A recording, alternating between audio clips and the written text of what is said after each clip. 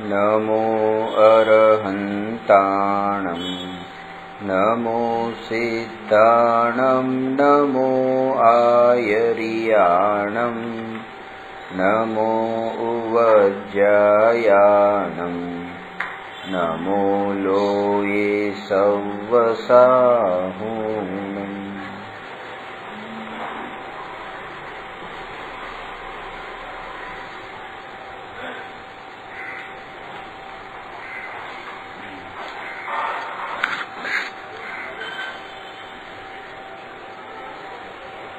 प्रश्न है क्रमबद्ध पर्यायनी सिद्धि करो। क्रमનો અર્થ છે એક પછી એક, બદ્ધનો અર્થ છે બંધાયેલું અને પર્યાયનો અર્થ છે પરિણમન। જગતનું જે પરિણમન છે એ પરિણમન અનાદિથી લઈને અનંતકાળ સુધીનું બંધાયેલું છે, સુનિશ્ચિત। અને એમાં એ દ્રષ્ટાંત દીધું હતું મોતીના હારનું કે મોતીના હારમાં 100 મોતી હોય ને એની ગાંઠ મારી દીધી હોય તો એમાં પહેલા નંબર પછી બીજા ત્રીજા એવી રીતે ક્રમથી મોતી આવે છે। એમાં કોઈ મોતીને આપણે આગળ પાછળ નથી કરી શકતા, એમાંથી બહાર પણ નથી કાઢી શકતા અને એમાં કોઈ નવું મોતી ઉમેરી પણ નથી શકતા। એવી રીતે જે ઘટના, જે અવસ્થા ઘટિત થવાની હોય એ અવસ્થાને આપણે આગળ પણ ન કરી શકીએ, પાછળ પણ ન કરી શકીએ, એને ઘટવાની હોય તો ન ઘટે એમ પણ ન કરી શકીએ અને ન ઘટવાવાળી અવસ્થા એ સમયે ઘટાડી ન શકીએ। એ ચારેય વાતો પર આપણે પહેલાં ચર્ચા કરેલી। હવે આગળ જઈએ છીએ કે જેમ જગતનું પરિણમન નક્કી છે એવી જ રીતે પોતાના આત્મામાં જે એ પરિણમનને લઈને જે રાગદ્વેષ ઉત્પન્ન થાય છે એ રાગ અને દ્વેષના ભાવ પણ નક્કી જ છે, કારણ કે એ પણ એક પર્યાય છે।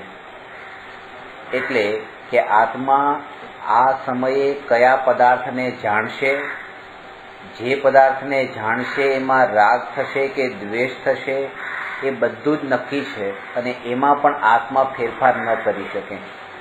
એટલે જે આપણો પ્રયાસ હોય છે કે જ્યારે ક્રોધ આવે ત્યારે તમે ક્રોધ નહીં કરો, રોકવાની કોશિશ કરો, ધીરે ધીરે પોતાને ક્ષમતાભાવ રાખવાનો અભ્યાસ કરો, તો કે એ સંભવ જ નથી। સમયસારમાં પણ કુંકુંદાચાર્ય કહે છે કે આ જે ભાવો ઉત્પન્ન થાય છે આ ભાવો પણ મારા હાથમાં નથી, એ પણ ઉદય અનુસાર સહજ એવી રીતે પોતાની ક્રમબદ્ધ પર્યાયની યોગ્યતા અનુસાર આવે છે।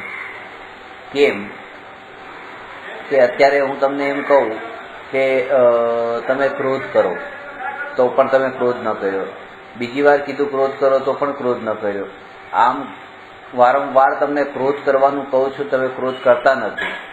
અને ક્યારેક એવો અવસર આવે છે કે 10 લોકો રોકવાવાળા હોય તો પણ તમારો ક્રોધ રોકાતો નથી, એટલા આવેગમાં તમે આવી જાઓ તો કે આવું કેમ? તો એનું કારણ છે કે મારા કહેવા છતાંય ક્રોધ ન આવ્યો, કારણ કે એ સમયે તમારો ઉદય જ એવો નહોતો અને તમારા ક્રોધરૂપ પર્યાય પરિણમે એ નક્કી પણ નહોતું। અને ત્યારે ઉદય એવો તીવ્ર હોય કે તો કોઈ રોકે તો પણ એને ક્રોધ આવે જ, એને રોકી ન શકે।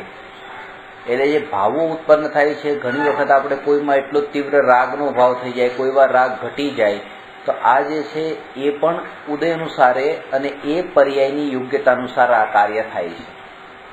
કે કુંકુંદાચાર્ય એ વાતને જાણતા હતા કે આ રાગનો જે ભાવ છે એ ભાવ દુઃખદાયક છે, છોડવા યોગ્ય છે, તેમ છતાં પણ સમયસાર વગેરે ગ્રંથોની રચના કરી તો કેમ કરી? તો કે એ રાગના ભાવ આવ્યો, જીવો પ્રત્યેનો કરુણાનો ભાવ આવ્યો કે જેના કારણે આ લખ્યું।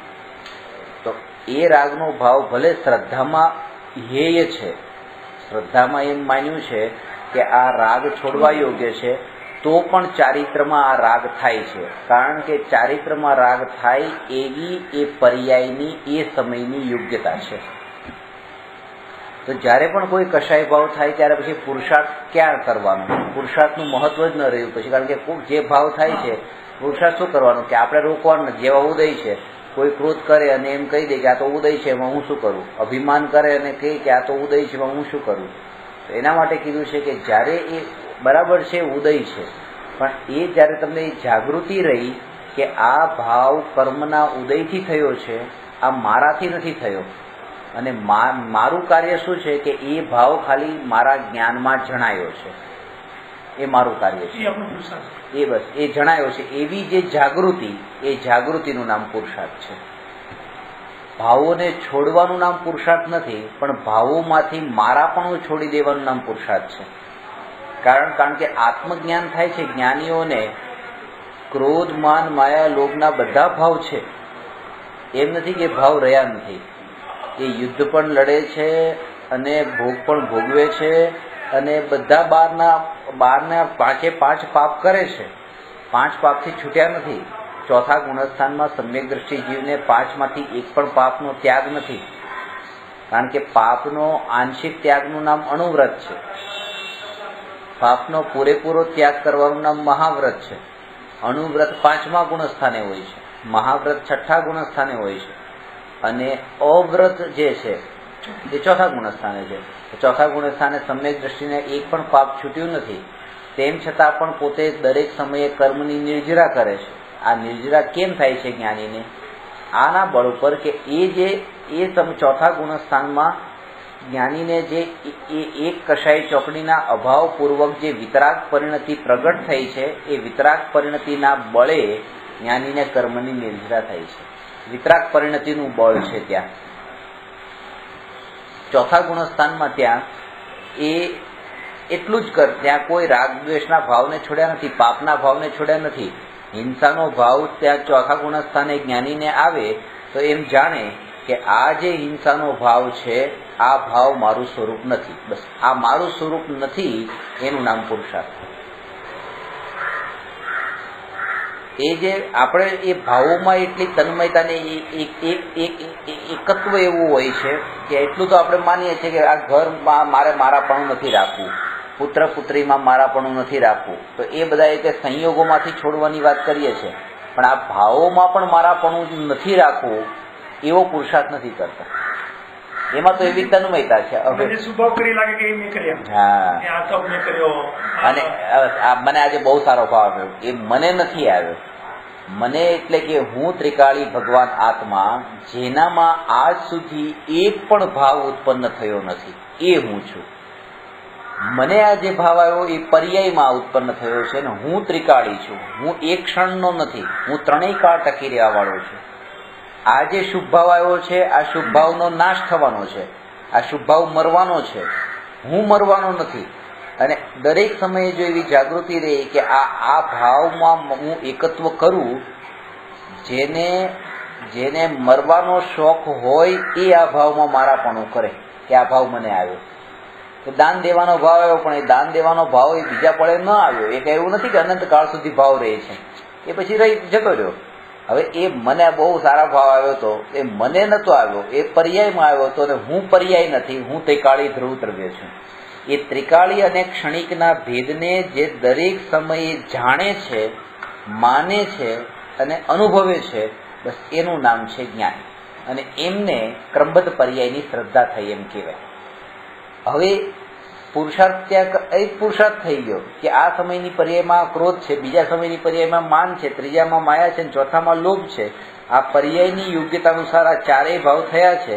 અને 4 ભાવ થવાના કાળે એ 4 ભાવ જે જ્ઞાનમાં જણાયા એવું જ્ઞાન સ્વભાવી આત્મા, આ ક્રોધ છે એવું જાણનાર, માન છે એવું જાણનાર, માયા છે એવું જાણનાર અને લોભ છે એવું જાણનાર, એ આત્મા.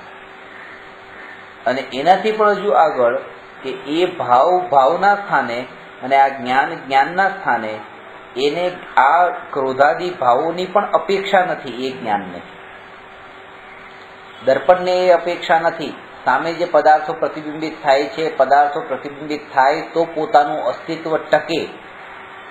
દર્પણમાં ખુરશી પ્રતિબિંબિત થઈ અને દર્પણ એમ નથી કહેતું કે આ ખુરશી જો જતી રહેશે તો હું ફૂટી જઈશ. કારણ કે ખુરશી નહીં પ્રતિબિંબિત થાય તો ટેબલ પ્રતિબિંબિત થશે, ટેબલ પ્રતિબિંબિત નહીં થાય, કાંઈ નહીં હોય તો સામે દિવાલ પ્રતિબિંબિત થશે. પણ દર્પણને કોઈ અપેક્ષા નથી સામાવાળા પદાર્થની. એવી ત્યાં જ્ઞાનને કોઈ પણ પદાર્થની અપેક્ષા નથી કે આ નહીં હોય તો હું શું કરીશ. એ કહે છે કે મારું જાણવાનું કાર્ય નિરંતર ચાલુ છે.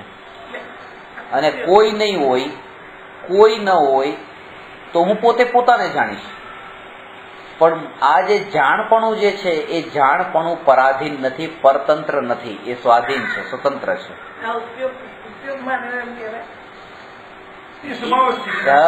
એ ઉપયોગ જે છે દરેક સમયે એ વખતે એની જે જાગૃતિ રહી કે ત્યારે એને ઉપયોગ જ જણાય, ત્યારે એને પર ન જણાય. એની પાસે એટલો સમય જ ન હોય કે એ પરના વિકલ્પોમાં પણ એ પડે, એટલો સ્વરૂપમાં ને સ્વરૂપમાં સ્થિર થઈ ગયો હોય, સ્વરૂપમાં સ્થિર થયો એટલે એટલી એવી જીવની એકાગ્રતા હોય, અંદરનું ચિંતન જ એક પ્રકારનું ચાલતું હોય કે એ ચિંતનમાં બસ ઉપયોગ જ્ઞાન સ્વભાવી એ જ્ઞાન સ્વભાવીની એટલી મહિમા હોય કે કયું જ્ઞેય મારા જ્ઞાનમાં જણાય છે, એ જ્ઞેય કેવું છે એ બધા ઉપર દ્રષ્ટિ ન જાય, એ ઉપયોગ ત્યાં ન જાય. એ ખરી જ્ઞાન સ્વભાવીની મહિમા છે. આ વસ્તુની દ્રઢ શ્રદ્ધાનું બળ એ કે પોતાના વિકલ્પોને ખેંચી તાણીને દૂર દૂર સુધી લઈ ન જાય.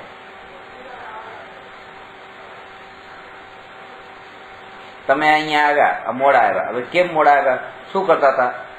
ક્યાં ગયા હતા? કેમ વેલા ન ઉઠ્યા? કેમ વેલા તૈયાર ન થયા? તો કેમ 7 વાગ્યા ના આવી ગયા? આ બધા વિકલ્પમાં જ્ઞાની પડતા નથી. મારે શું પ્રયોજન?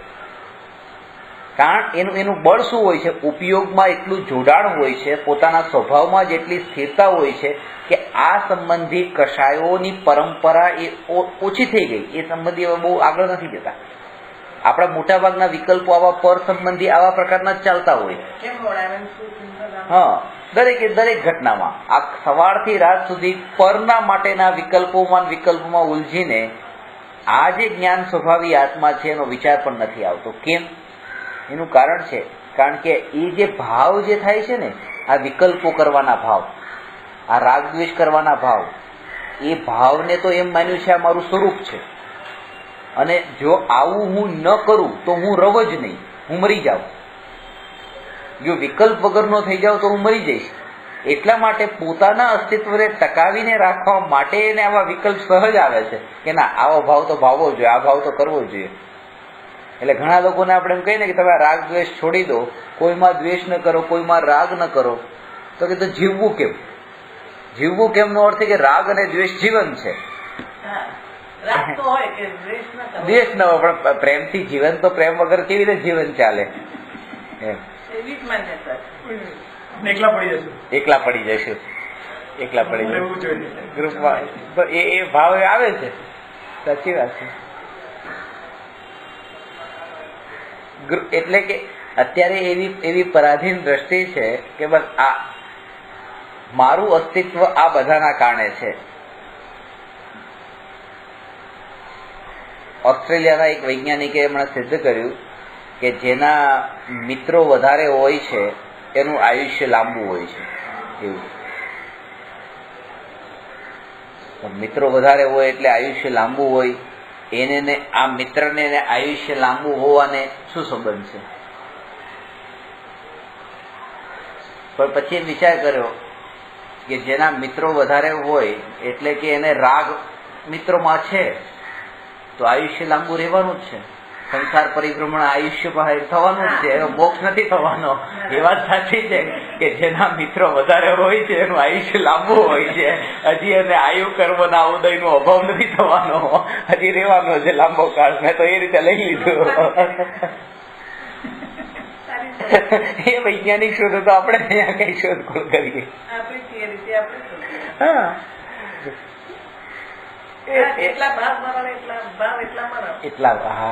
જેટલા ભાવો છે એટલી પર્યાયોમાં, જે ભાવોની પર્યાય મરી મરી મરી તો અહીંયા બસ પોતે ભાવ મરણ કરીને મર્યો. દરેક સમયે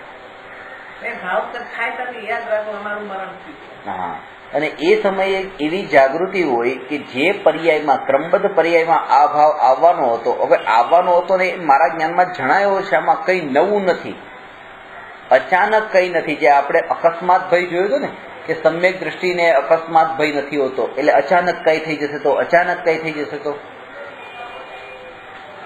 કે અચાનક કઈ નથી થતું.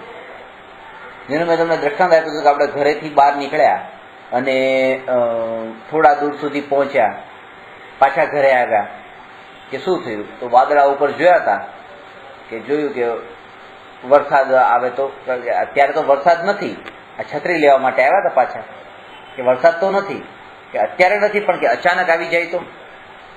હવે સમ્યક દ્રષ્ટિની ડિક્શનરીમાંથી આ અચાનક શબ્દ નીકળી ગયો છે. એ કહે છે કે અત્યારે કંઈ નથી અને 2 મિનિટ પછી જે વરસાદ આવી ગયો એ તમને અચાનક લાગ્યો, પણ અનાદિ અનંત ધારા પ્રવાહ રૂપ જે પર્યાય છે એ પર્યાયમાં આ સમયે આ વરસાદ થવાનો હતો, એ અચાનક ક્યાં આવ્યો છે? તો એના ટાઈમે જ આવ્યો છે. એટલે જ્ઞાનીની દ્રષ્ટિમાં કંઈ અચાનક નથી હોતું. જ્ઞાનીની દ્રષ્ટિમાં કંઈ મોડું નથી હોતું. મોડું અને વહેલું એ કલ્પના છે, એ દ્રષ્ટિ છે. આપણે જ્યારે પણ કોઈને પણ કંઈ બતાવતા હોઈએ છીએ ત્યારે આપણે કોઈ વસ્તુ કે વ્યક્તિ વિશે ને એ દ્રષ્ટિ વિશે બતાવીએ છીએ. આપણી દ્રષ્ટિ કેવી છે, દ્રષ્ટિ બતાવીએ છીએ. એટલે કે મેં તમને પૂછ્યું કે આ ભાઈ કેવા છે, તમે મને બતાવ્યું, તો તમે મને એ ભાઈ વિશે નથી બતાવ્યું, તમે મને તમારી દ્રષ્ટિ બતાવી કે તમારી દ્રષ્ટિ એમાં તમે શું શું જોવ છો એ બધું તમે મને બતાવો છો. એમના વિશે તો એમના અંદર તો બીજું ઘણું બધું છે, પણ તમે જે બતાવો છો એ તમે તમારી જ દ્રષ્ટિ બતાવો છો. એટલે કોઈ પણ વ્યક્તિ જે કંઈ પણ બતાવતો હોય એ કોઈ બીજા વિશે નથી બતાવતો, એ પોતાની દ્રષ્ટિ વિશે જ બતાવી રહ્યો છે. એને પછી પારખવાની બેસવાનું. આ વાત પછી એના ઉપરથી પોતાની દ્રષ્ટિ પારખવાની. જો પાછી આ તમારી દ્રષ્ટિ, કે પછી એને પારખવા વાળો જે ભાવ ઉભો થયો કે આપણે એની દ્રષ્ટિ પારખે, મારે એની દ્રષ્ટિને પારખીને પણ શું પ્રયોજન છે? આના ઉપરથી એ શીખી લેવાનું કે મારી દ્રષ્ટિ હવે કયા કયા વિષયો તરફ જઈ રહી છે એ મારે જોવાની છે. એમ બીજાની દ્રષ્ટિ પછી નહીં જોવાની, બીજાને પછી નહીં પારખવાનો કે આની દ્રષ્ટિ કેવા વિષયો તરફ જાય છે. એમ હમણાં અમે એક કસોટી રાખી હતી કે ગામમાં મારા વિદ્યાર્થીઓને બધાને 150 વિદ્યાર્થી બધાને છાપા આપી દીધા અને પૂછ્યું કે ચલો આ છાપું તમને વાંચો. પછી બધાને પૂછ્યું કે આજે છાપામાં શું સમાચાર આવ્યા છે બતાવો. તો એ પહેલા વિદ્યાર્થીએ કીધું કે આજે તો આટલી હત્યા થઈ ગઈ, તો કોઈ કે આજે આટલા અપહરણ થયા છે, કોઈ કે આટલા લોકો મરી ગયા, કોઈ કે હવે તો આ ચૂંટણી આવવાની છે ને આ ભાજપ જીતશે ને કોંગ્રેસ જીતશે. એ બધી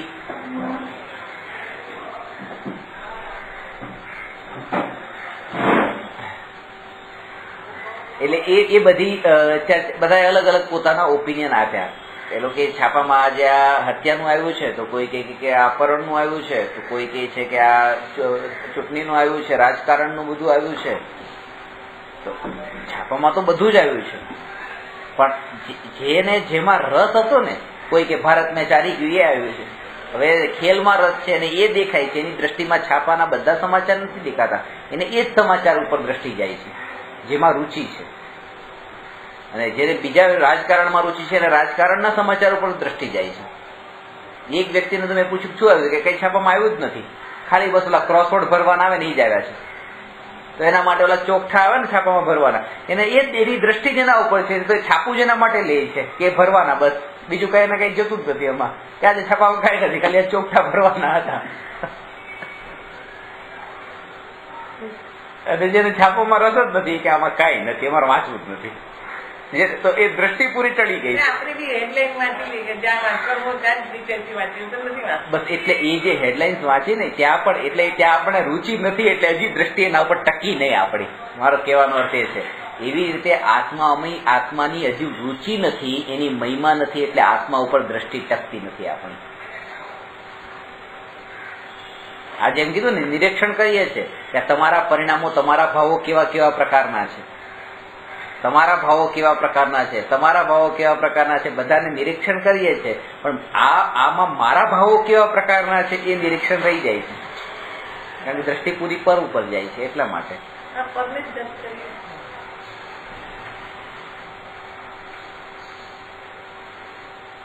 કારણ કે એક ભાઈ વિશે તમે એમ કીધું કે આ ભાઈ તો બહુ ખરાબ છે, આ ભાઈ આવા છે, આવા છે, આવા છે, એવા તમે વાત કરી.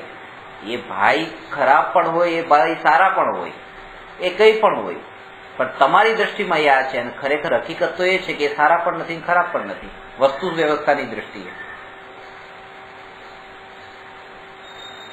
ચોરે 1 લાખ રૂપિયા મારી તિજોરીમાંથી લઈ લીધા અને પોતાના ઘરે લઈ જતો રહ્યો. મેં તમને પૂછ્યું કે આ કેવું થયું, તમે કીધું બહુ ખરાબ થયું. તમે આ જે ઘટના વિશે તમે નથી કહેતા ઘટના ખરાબ થઈ, તમારી દ્રષ્ટિ બતાવી, તમારી દ્રષ્ટિમાં આ ખરાબ થયું. અને ચોરને પરિવાર વાળા માટે પૂછ્યું કે આ કેવું થયું, તો કે આ બહુ સારું થયું, તો એને એની દ્રષ્ટિ બતાવી, ઘટનાને તો કોઈ બતાવતું જ નથી. અને જ્ઞાનીની દ્રષ્ટિમાં આ ઘટના હોતી નથી. કેવી કે આ વસ્તુ છે, આ મેં તમને આપી અને તમે એને લીધી, આપી અને લેવા વાળી વાત જ્ઞાનીની દ્રષ્ટિમાં નથી. જ્ઞાની કહે છે કે હું મારી જગ્યાએ છું, એ એની જગ્યાએ છે, આ વસ્તુ વસ્તુની જગ્યાએ છે, એ વસ્તુ અહીંથી અહીંયા સુધી ગઈ છે, આમાં આપવાને લેવા વાળી કોઈ વાત જ નથી. એટલે આપવાના કારણે એ અહંકારનો ભાવ, લેવાના કારણે હીનતાનો ભાવ, આ કોઈ ભાવ ન આવે. કે એ એની જગ્યાએ છે, હું મારી જગ્યાએ છું, વસ્તુ વસ્તુની જગ્યાએ છે. આમાં મેં આપીને, આને આપીને, આ આપીને, આ વિકલ્પો અજ્ઞાની કરે છે. બસ જેમ જેમ જાણતો નથી ત્યારે કહેવાય પ્રત્યેક દ્રવ્યની સ્વતંત્રતાને એને જાણી, દરેક જીવને સ્વતંત્ર રૂપે જાણે.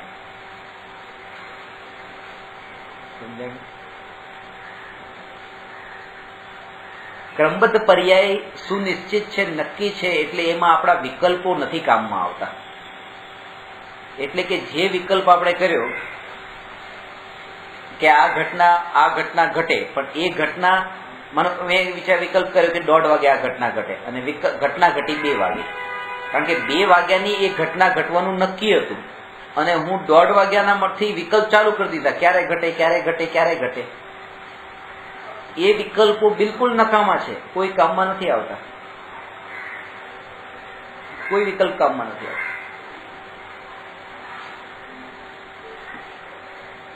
જ્યારે અહીંયા 500 કરોડનો માલિક એવો પિતા, એના ઘરમાં જેનો જન્મ થયો, એને કોઈ વિકલ્પ ન કર્યો કે હું 500 કરોડનો માલિક બનું. એના પપ્પાની ડેથ થઈ ગઈ અને પોતે 500 કરોડનો માલિક છોકરો થઈ ગયો. વગર વિકલ્પે 500 કરોડ મળ્યા છે. અને આખી જિંદગી વિકલ્પો વિકલ્પો વિકલ્પો કરી કરીને 1 કરોડ પણ ન કમાણો. એ વિકલ્પો જે છે ને, એ વિકલ્પો કોઈ કામમાં નથી આવતા. એ ઉદય અનુસારે છે, એમાં મારો વિકલ્પ 1% પણ કામમાં નથી આવતો. આવી શ્રદ્ધા જેને થાય એ જ વિકલ્પથી નિર્વિકલ્પ થાય. એને જ તે અશાંતિ છૂટે ને શાંતિ પ્રગટે. કારણ કે વિકલ્પો જે જ અશાંતિ છે અંદરની, વિકલ્પો જ અશાંતિ છે. સૌથી પહેલા મારું પ્રવચન 14 વર્ષનું હતો ત્યારે થયેલું. અને ત્યારે પહેલું પ્રવચન જયારે હતું, સવારના 9 વાગે પ્રવચન હતું, રાત્રે 12 વાગ્યા હતા, બીજા દિવસે પ્રવચન આપવાનું હતું. અને એટલા વિચાર કરતો હતો કે સવારે આ બધાને પ્રવચનમાં શું બતાવી અને ક્રમબદ્ધ પર્યાય ઉપર પ્રવચન આપવાનું હતું. પછી કેટલા રાત્રે પાછી થોડી વાર ઊંઘ ઉડે, તરત જ પાછો વિચાર આવે સવારે શું કહીશ. પછી વિચાર કર્યો કે ભાઈ એમાં આ જેટલા લોકો સાંભળવા આવશે એના પુણ્ય કઈક હશે ને, જે સાંભળવાનું છે એના કાનમાં. મારે તો ટેન્શન શા માટે લેવાનું, જે એના ઉદય છે એને સાંભળવા મળી જશે, ઊંઘી જાવ આપણે. કારણ કે એના પણ ઉદય છે. પોતે વિકલ્પ કરીને કે હું અમને આ કહું કે આમાં એક કારણ નથી હોતું, ઘણા બધા કારણો હોય છે. પોતાના વિકલ્પ ત્યાં એકના કામમાં નથી આવતા. એવા ઘણા બધા ઉદયો એમાં મુખ્ય કારણ છે. વિકલ્પ તો બધા નિરર્થક છે.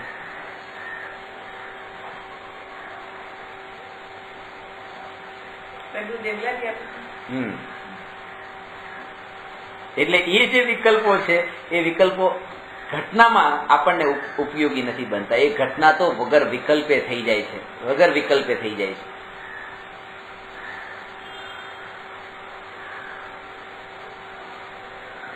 જુવાનીમાં ઓછી બીમારી આવે, ગટપણમાં વધારે આવે. બરાબરી આમ કરીએ મોટા ભાગે. અને કોઈ પણ વ્યક્તિ જુવાનીમાં શરીરનું ધ્યાન જેટલું રાખે છે એના કરતા ગટપણમાં વધારે રાખે છે. શરીરનું ધ્યાન નતા રાખતા તો પણ બીમાર નતું પડતું, અને કેટલું ધ્યાન રાખે છે તો એ વધારે બીમાર પડે છે. આવું કેમ? વિકલ્પો તો વધારે ત્યારે ગટપણમાં આવે છે શરીરને સારું રાખવાના, તો એ બીમારી દિવસે દિવસે વધતી જાય છે, નવી બીમારી આવે છે. અને જુવાનીમાં કોઈ વિકલ્પ નહોતો અને તોય બીમાર નહોતું પડતું. કારણ એ છે કે જ્યારે ઉદય હોય ત્યારે તમારો કોઈ વિકલ્પ ન હોય શરીર સંબંધી, તો પણ એ શરીર બીમાર ન પડે. અને જ્યારે ઉદય એવા હોય તો કેટલાય વિકલ્પ આવે તો પણ એ સારું ન થાય, ઉલટી બીમારી વધતી જાય. એમાં મારા વિકલ્પ નિરર્થક છે. એ ક્રમબદ્ધ પર્યાય છે. જે થવા યોગ્ય હોય છે એ થાય છે. બસ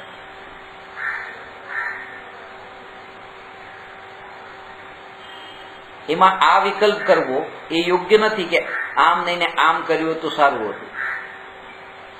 આ વસ્તુ અહીંયા કિનારા ઉપર પડી મૂકી છે અને હાથ લાગતા 5 મિનિટ પછી નીચે પડી ગઈ, એટલે તમે કીધું આને વચ્ચે મૂક્યો હતો ન તૂટે, વચ્ચે મૂકવી જોઈએ ને. અથવા તો એ સર્વન્ટ એ નીચે જોઈને ન ચાલ્યો, ઉપર જોઈને ચાલ્યો, ગ્લાસ ફૂટ્યો કે ભાઈ જોઈને ચાલ્યો હતો તો ન ફૂટ. આ વિકલ્પ ખોટા છે. કારણ કે એ ઘટના તો એ ઘટવાની છે ને ઘટી છે. આ હવે એ તો પોત થઈ ગઈ, એ ભૂતકાળ બની ગઈ, એ અત્યારે નથી, એ વાપરું પડી ગયું. એ 2 સેકન્ડ પહેલાની ઘટના છે, એ ભૂતકાળ છે.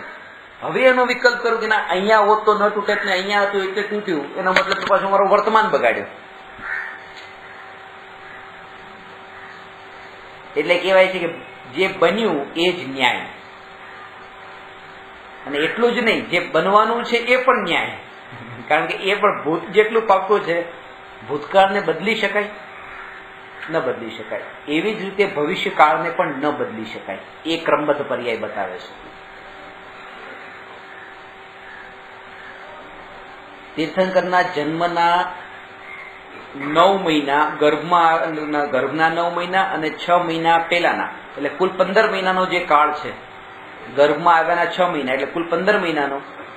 સવાર બપોર સાંજ ને રાત 4 ટાઈમ એક વખતે 3.5 કરોડ રત્નોનો વરસાદ. આવી રીતે 4 વખત વરસાદ થાય. 14 કરોડ રત્નોનો વરસાદ રોજ થાય 15 મહિના સુધી. હા, આજ અતિશય હોય. હા, પણ એ વીણવા ન બેસે. આયા તો પાછી કડાઈ મને એવો પ્રશ્ન પણ પૂછ્યો તો પછી એનું શું થાય? તો આવો પુણ્ય ઉદયો હોય કે આવી રીતે જન્મ ગર્ભમાં આવ્યા પહેલા જ આવા અતિશયો અહીંયા શરૂ થઈ ગયા છે. કોઈ વિકલ્પ કર્યો હતો કે રત્નોનો વરસાદ થાય? આદિનાથ ભગવાને એ વિકલ્પ નતો કર્યો કે અહીંયા રત્નોનો વરસાદ થાય 14 કરોડ રત્ન રોજ વરસે.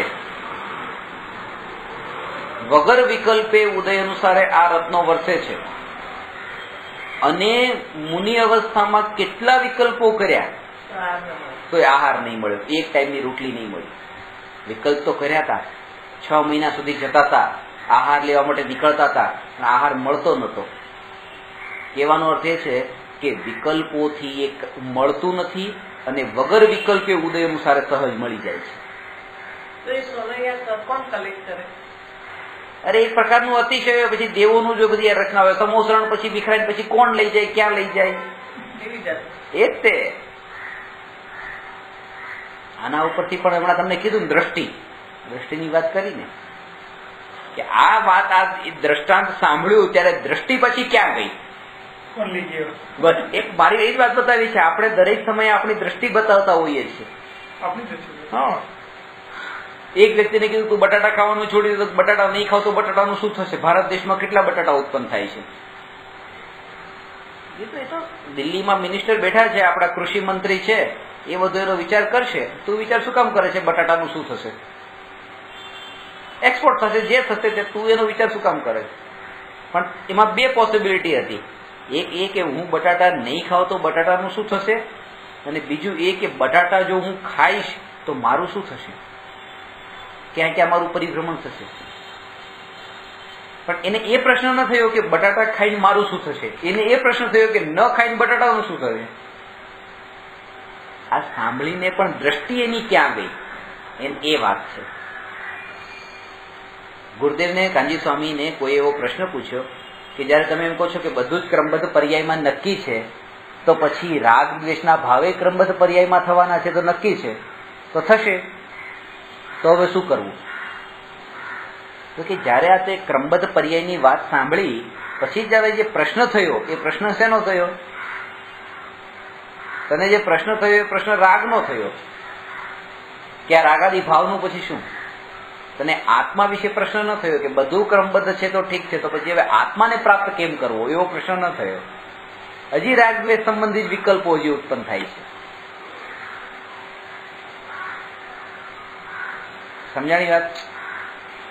એટલે કોઈ પણ શ્રીમદ રાજચંદ્રજીના શિષ્યએ આત્મસિદ્ધિ શાસ્ત્રમાં શ્રીમદ રાજચંદ્રજીને જે પ્રશ્ન પૂછ્યા છે, કોઈ રાગ દ્વેષ વિકલ્પ કોઈ એકલા આત્માના. આત્મા છે, આત્મા નિત્ય છે, આત્મા કર્મનો કર્તા છે, આત્મા કર્મનો ભોગતા છે, આત્માનો મોક્ષ છે ને આત્માના મોક્ષનો ઉપાય છે, બધામાં આત્મા. અને એના કારણે એ આત્મસિદ્ધિના અંતમાં શિષ્ય પામી જાય છે આત્મજ્ઞાન.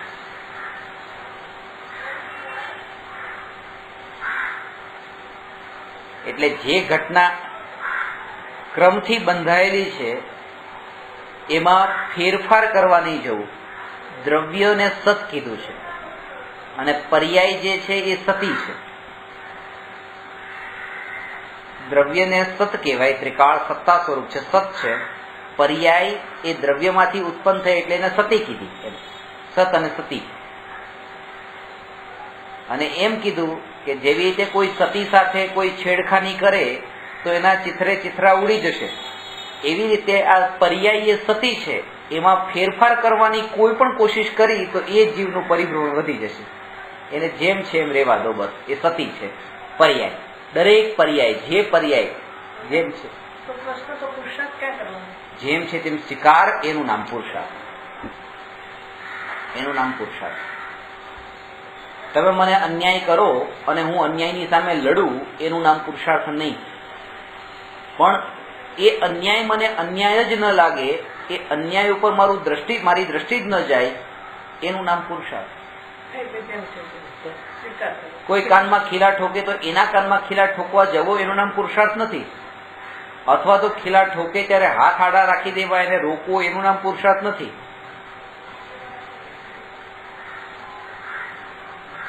મહાવીર ભગવાન વીર નતા, એ ધીર હતા.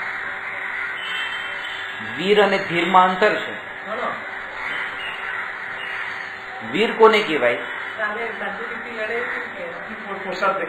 કે પોતે અહીંયા બેઠો છે અને એક સામે એક વ્યક્તિ બેઠી છે, પોતે ત્યાં સામેવાળી વ્યક્તિ પાસે ગયો અને સામેવાળી વ્યક્તિને માર્યો. 1 વાર માર્યું, 2 વાર માર્યું, 3 વાર માર્યું, 4 વાર, 10-15 વખત એને માર્યો અને મારી એટલો માર્યો કે સામેવાળો મરી ગયો. અને અહીંયા પોતે હવે એકલો રહ્યો ગયો અને જીતી ગયો. આ પહેલા પ્રકારની જીત છે, સામેવાળા વ્યક્તિને મારીને જીતવું.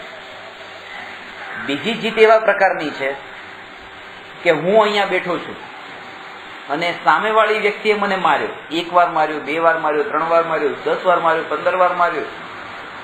મારીને એ પોતે જ મરી ગયો અને હું બેઠો જ રહ્યો અને હું જીતી ગયો. આ બીજા નંબરની જીત છે.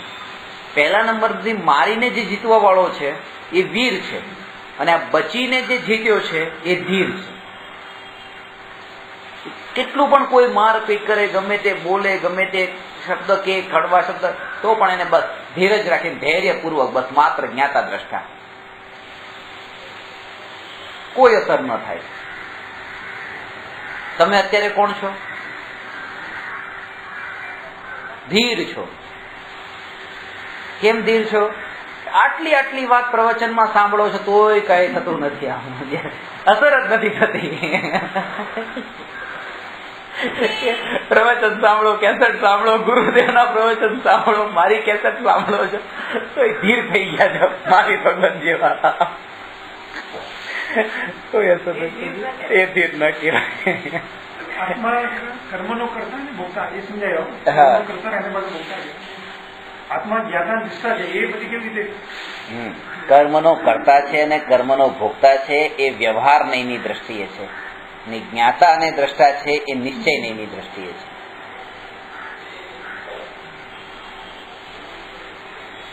એટલે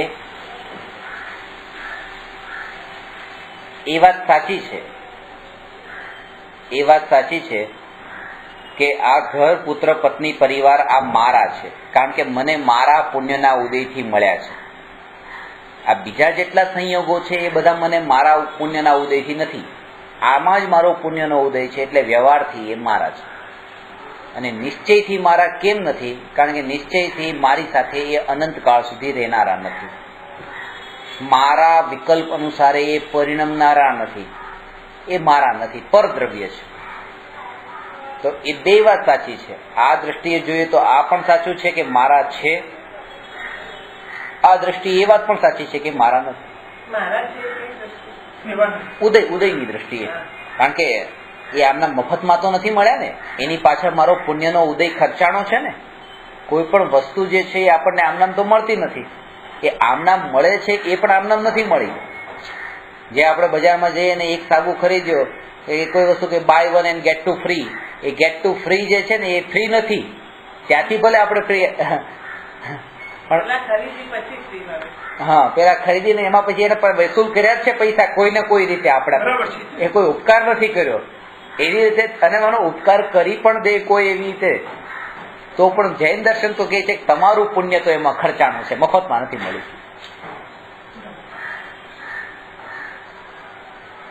મફતમાં નથી મળતું. પ્રતિકૂળતા એ મફતમાં નથી મળતી, એના માટે પાપ ખર્ચવું પડે છે. અનુકૂળતા એ મફતમાં નથી મળતી, એના માટે પુણ્ય ખર્ચવું પડે છે. અને દરેક સમયે આ પુણ્ય વેડફી તો રહ્યા જ છીએ. આ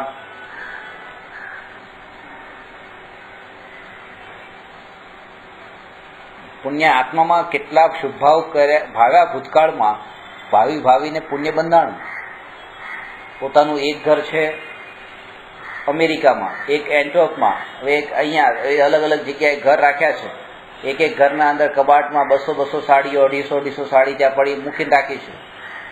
પોતે રહે છે અહીંયા મુંબઈમાં. ત્યાં ક્યારેક જવું હોય તો કામમાં આવે, વર્ષે અઠવાડિયા માટે કે 15 દિવસ માટે જવાનું થાય. પહેરવામાં આવતી નથી, પડેલી છે. પણ પોતાનો પુણ્યનો ઉદય અહીંયા બેઠા બેઠા પણ ખર્ચાઈ રહ્યો છે. પુણ્ય ખર્ચાઈ જ રહ્યું છે, ભલે નથી ભોગવતા તો પણ, કારણ કે પોતાના પોઝેશનમાં, પોતાના પરિગ્રહ તરીકે રાખી, મારાપણાનો ભાવ ત્યાં રાખ્યો.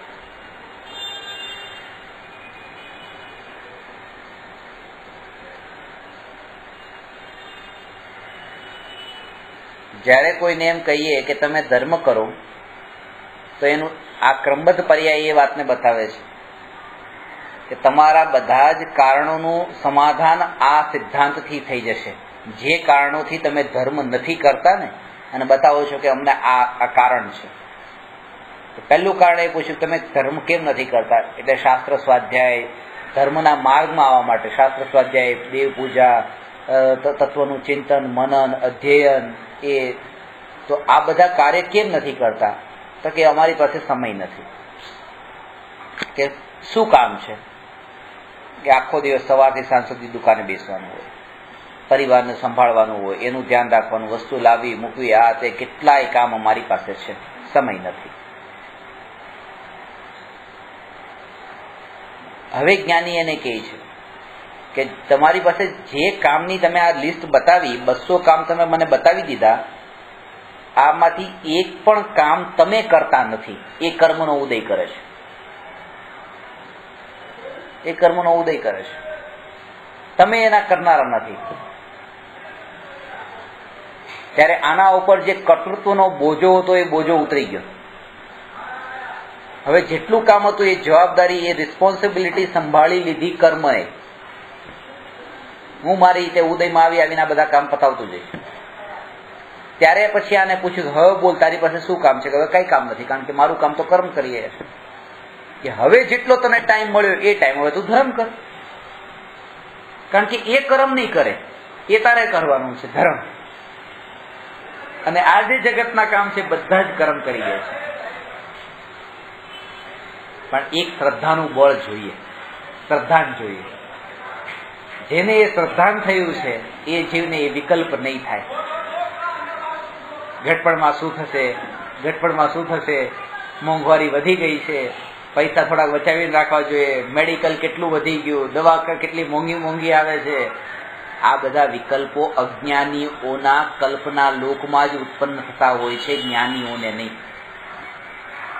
એક શ્રદ્ધાનું બળ હોય છે, અને એટલા માટે તે અજ્ઞાની એના કલ્પના લોકના કારણે, તેની દ્રષ્ટિના કારણે તે જ્ઞાનીને મૂર્ખને પાગલ કહી દે છે જો કાલનું પ્લાનિંગ કરતા નથી. ફ્યુચરનું પ્લાનિંગ તો કંઈક હોવું જોઈએ, કંઈ કરતા નથી. અને એમાંય ઉદય અનુસારે જો જ્ઞાનીને માનો ક્યારેક છેલ્લી ઘડીએ જરૂર પડે દવાની, દવા ન મળે ત્યારે તો આ પૂરેપૂરો હાવી થઈ જાય. જો અમે કીધું હતું ને એવું થયું, ત્યારે તો પોતે રાજા બની ગયો હોય. અમે બધું પહેલેથી જ કહેતા હોય, અમને અનુભવ હોય. તમારી ઉંમર હજી નાની છે, અમે આખી જિંદગી જોઈ છે, તમને ખબર ન પડે એ ઘણી બધી વાત કહી દે. ત્યારે ક્યારેક ઉદય અનુસારે પાછું જો એની ઈચ્છા અનુસાર બધું થઈ ગયું હોય સામે તો, પણ તોય એ શ્રદ્ધાનું બળ જ્ઞાનીને છૂટતું નથી. બસ જે થાય છે આ ઉદય અનુસાર થાય છે. ઉદય અનુસાર જીવવાની લાલસા નથી અને મરવાની લાલસા નથી. બે લાલસા નથી. પછી જીવવાની લાલસા નથી એટલે મરવાની લાલસા છે એમ નહીં. કારણ કે આ જીવન અને આ મરણ એ મારું નથી. હું આત્મા નિત્ય છું. એ શ્રદ્ધાનું બળ છે ને, એ બળ આવવું જોઈએ આટલો અભ્યાસ કર્યા પછી. હવે તત્વ વિચારના બળે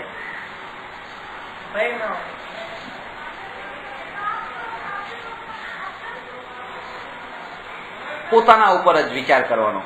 એમ નહીં કે તમારે આવવું જોઈએ, તમારે આવવું જોઈએ, તમારે આ વાત સમજવી જોઈએ, એમ નહીં. પોતે સમજી લેવી જોઈએ. કારણ કે એની યોગ્યતા એનામાં છે, એ મારામાં નથી. એ વિચાર વિકલ્પમાં પાછો હું અટકું તો પાછો પરિભ્રમણ પાછું વધે, મારું પરિભ્રમણ વધે. કે તમે આત્મામાં કેમ લીન નથી થતા? એનો મતલબ કે હું તો લીન નથી, ત્યારે જ ખબર પડી ને કે તમે લીન નથી થતા.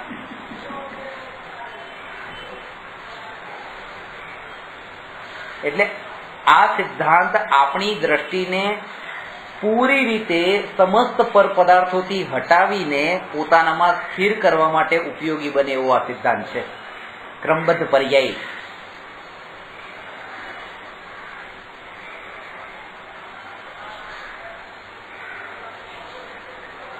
આપણે જેમ કીધું કે મોતીની માલાની જેમ બધા કર્મો એક એક કરીને આવે છે. ક્રમ એનો પછી જે આપણે નિર્જરા કરે કે જે આગળ પાછળ થાય છે કર્મોનું, એ પછી એમાં કેવું છે? એ પણ એના કાળે નક્કી છે. દાખલા તરીકે કે શ્રેણિક રાજાને એ આયુષ્યનો બંધ થયો 7મી નારકીનો અને પછી ઘટી ગયો. તો એ 7મી નારકીનો હતો ને ઘટી ગયો તો ઓછું થઈ ગયું. તો ક્રમબદ્ધ પર્યાયમાં ફેરફાર તો થઈ ગયો ને. એમ જે ભવિષ્યમાં લાંબુ હતું ને ટૂંકું થયું.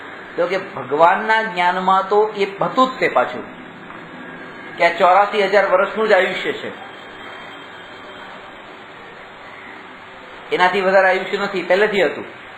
પણ એ કાળે એ સત્ય હતું, આ કાળે આ સત્ય છે. પહેલા જયારે બંધ થયો ત્યારે એ આયુષ્ય 7મા નરકનું બંધાયું છે. 7મા નરકનું જે આયુષ્ય બંધાયું છે એ નક્કી છે, પણ ભોગવવાનું નથી. એ એક પર્યાય આગળની છે. આ સમયની પર્યાય છે. એ પર્યાય આવશે ત્યારે એ સત્ય છે, એ સાચી વાત છે. બંને કાળે બંને સત્ય છે. બંને કાળે બંને સત્ય છે.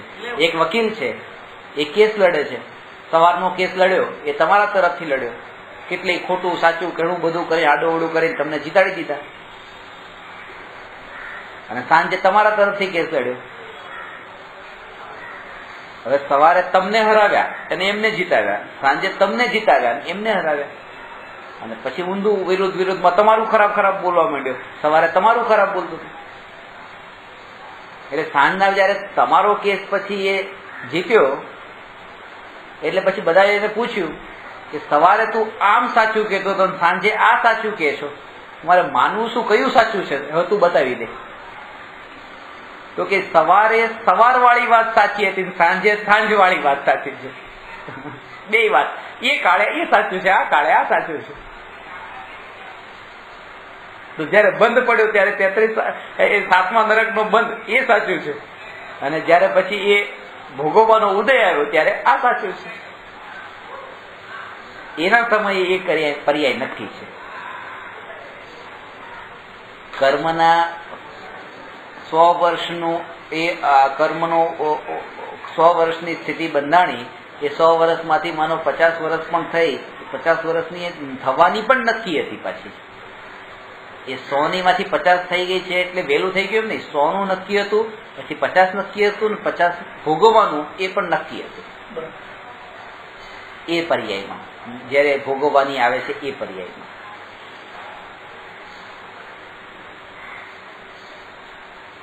ભોગવવાનું જયારે આવે ત્યારે દ્રષ્ટિ કોના ઉપર જાય છે? કે ભોગવવા વાળા ઉપર નહીં. જેણે આજ સુધી કોઈ સુખ અને દુઃખને ભોગવ્યું જ નથી એવો જે ત્રિકાળી આત્મા, એવો જે સ્વભાવ આત્માનો છે એના ઉપર દ્રષ્ટિ જવી જોઈએ. જેને કઈ અસર નથી થતી, જેનામાં માત્ર જણાવાપણું થાય છે, વસ્તુ જણાય છે પણ એમાં એને કઈ ફરક નથી પડતો. આગ, દર્પણની સામે આગ હોય કે દર્પણની સામે બરફ હોય કે દર્પણની સામે તલવાર ચાકુથી એવી રીતે એકબીજાના ઉપર હથિયારો લાગતા હોય, લડાઈ પણ થતી હોય અને એ દર્પણમાં પ્રતિબિંબિત થતું હોય, તો આગના કારણે દર્પણ બળતું નથી. દર્પણમાં આગ દેખાય છે પણ દર્પણ નથી બળતું. પાણીના કારણે દર્પણ પલળતું નથી, દર્પણમાં પાણી પ્રતિબિંબિત થાય છે. એ રીતે તલવાર ચાકુ બધું પ્રતિબિંબિત થાય છે પણ દર્પણ કપાતું નથી. એ પોતે પોતાનું સ્વભાવનું કાર્ય કરે છે કે વસ્તુને પોતાનામાં પ્રતિબિંબિત કરે છે, બસ. અને એ પણ નિષ્પક્ષ ભાવે. કોઈ આ આગ સારી છે અને આ બરફ ખરાબ છે એવો કોઈ વિકલ્પ કર્યા વગર જેમ છે તેમ, એવો જ આત્માનો સ્વભાવ છે. આ દરેક આત્મા એવા છે કે આ જે જગતમાં જે થઈ રહ્યું છે એને જેમ છે તેમ જાણે, એવો એનો સ્વભાવ છે. અને જેને એ જાણે એ પદાર્થ એ આત્માને કોઈ પણ અસર ન કરે, એ એનામાં છે, આત્મા આત્મામાં છે, એવો એનો સ્વભાવ છે. પણ ભૂલ ત્યાં થાય છે કે જે વસ્તુને એને પ્રતિબિંબિત થઈ એનામાં, એ વસ્તુમાં એને કોઈ નવો વિકલ્પ ઉભો કર્યો. કેવો વિકલ્પ? દર્પણમાં આગ પ્રતિબિંબિત થઈ એટલે એને માન્યું કે બસ આ આગથી હું બળી જઈશ, આ બરફથી હું ઠંડો થઈશ. તો એ ગરમ થવું ને ઠંડા થવું એવા જે વિકલ્પો કર્યા ને, એ વિકલ્પો બસ આ ભૂલ છે. પેલો સ્વભાવ ભૂલ નથી, એ તો એનો સ્વભાવ છે, જેમ છે બધાને જાણે. જ્ઞાતા દ્રષ્ટા પ્રાણી. તમારા થકી મારું સારું થાય, તમારા થકી મારું ખરાબ થાય, અથવા તમે મારા નજીકના તમે મારા દૂરના, આવા કોઈ ભેદ જ્ઞાનીની દ્રષ્ટિમાં નથી હોતા. જ્ઞાનીની દ્રષ્ટિમાં આત્મા સિવાયના જગતના જે પદાર્થો છે એ બસ પર પદાર્થો માત્ર ઓબ્જેક્ટ છે અને હું સબ્જેક્ટ છું. હું જાણનારો છું અને એ મારા જ્ઞાનમાં જણાવવાવાળા બધા પદાર્થો છે. જાણવાનો તો સ્વભાવ છે, ફેરફાર કરવાનો સ્વભાવ નથી. લોકાલોકને જાણવાનો આત્માનો સ્વભાવ છે, જે કેવલી ભગવાન આખા લોકાલોકને જાણે છે. પણ એક પરમાણુમાં પણ ફેરફાર કરવાનો આત્માનો સ્વભાવ નથી.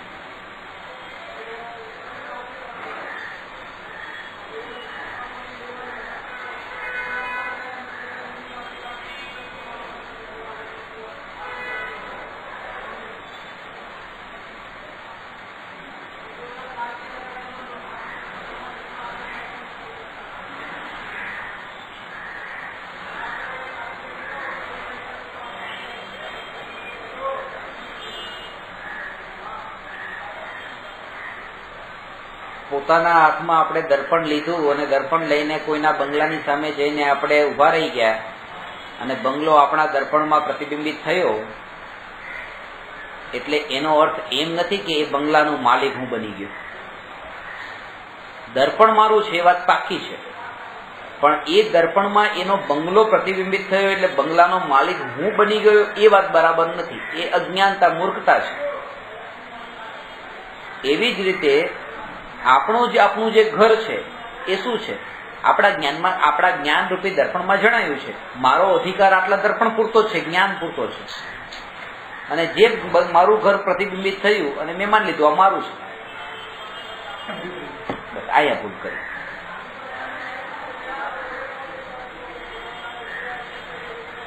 જે પ્રત્યક્ષ જુદી વસ્તુ દેખાતી હોય એમાં પણ આત્માને 24 કલાક ઊંઘમાં પણ શ્રદ્ધામાં એવી તન્મયતા, એકત્વ, મમત્વ એવા પ્રકારનું હોય છે. બસ આ જ હું, આ જ હું.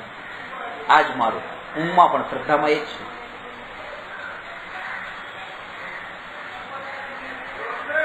અમેરિકામાં એક પ્રયોગ કરવામાં આવ્યો. 10 લોકો સૂતા હતા. એમાં એક વ્યક્તિનું નામ સ્ટીવ હતું. 10 કાનની પાસે કેસેટ મૂકી સ્ટીવ સ્ટીવ સ્ટીવ એમ. જેનું નામ સ્ટીવ હતું એ ફટાફટ ઉભો થઈ ગયો, બાકીનો સૂતા રહ્યા. એના ઉપરથી એમણે એ રીતે કર્યું કે ઊંઘના કાળે પણ એના અંદર એ પડેલું છે શ્રદ્ધામાં. તો વિચારો, હું સ્ટીવ એમ, હું શરીર. એટલે શરીરમાં જે તન્મયતા છે કે આ મારું જ નામ છે, એ ઊંઘમાં પણ લઈને સૂતો છે.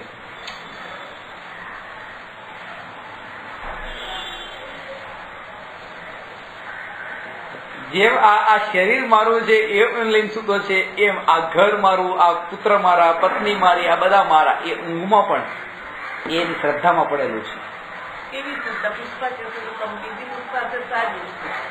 હા, એટલી શ્રદ્ધા એકદમ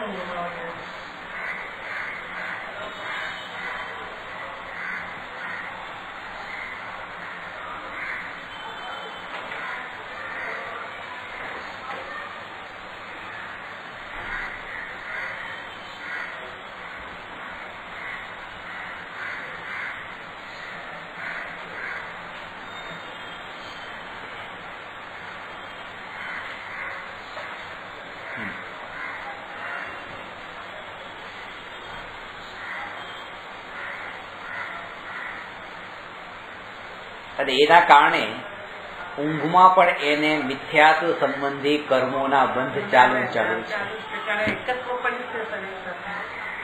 આપણે એમ માનતા હોઈએ કે જાગતી વખતે બહુ ટેન્શન છે, એટલે જે લોકો બહુ ટેન્શનમાં રહેતા હોય, ડિપ્રેશનમાં રહેતા હોય, ડોક્ટર એને ઊંઘવાની ગોળી આપી દે કે ચલો ટેન્શન દૂર થઈ જશે. કારણ કે ઊંઘ એ બંધન દૂર કરવાની દવા નથી. બંધન તો ત્યાં પણ ચાલુ છે, કારણ કે ઊંઘમાં એ પણ લઈને ઊંઘે છે કે આ મારું છે. હજી જાગૃત અવસ્થામાં તો એ ચાન્સ હતો કે કોઈ સમજાવે તો હજી પાછળ વળી જાય કે ના મારું નથી. ત્યાં તો કોઈ ચાન્સ નથી.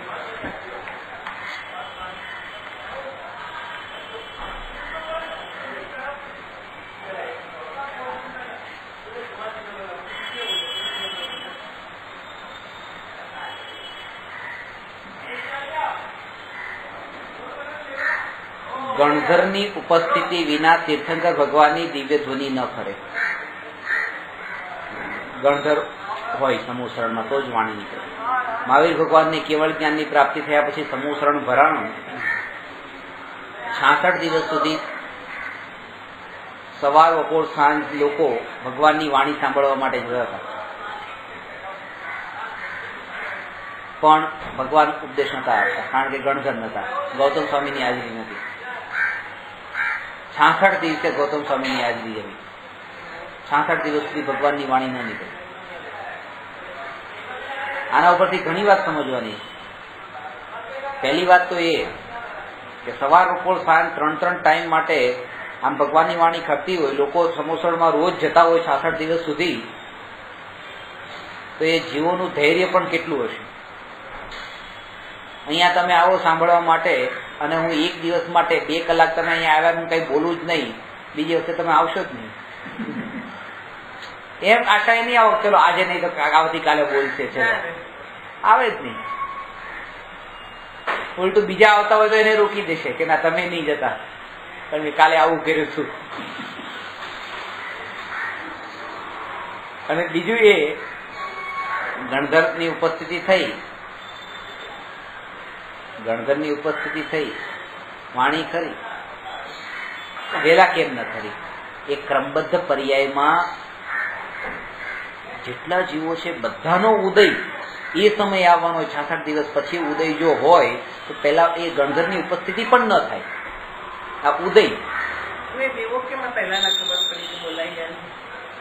હા, અને ભગવાને એ તો કહી દેવું જોઈએ ને કે ગણધર નથી એટલે વાણી નથી નીકળતી. અને ગણધર નથી એ વાણી નથી એટલે વાણી નથી નીકળતી. એ વાતે બોલ્યા પણ ક્યારે? ગણધર આવ્યા પછી. નહીં તો એ પણ ત્યારે તો મૌન જ છે ને. ગણધરની ઉપસ્થિતિ વગર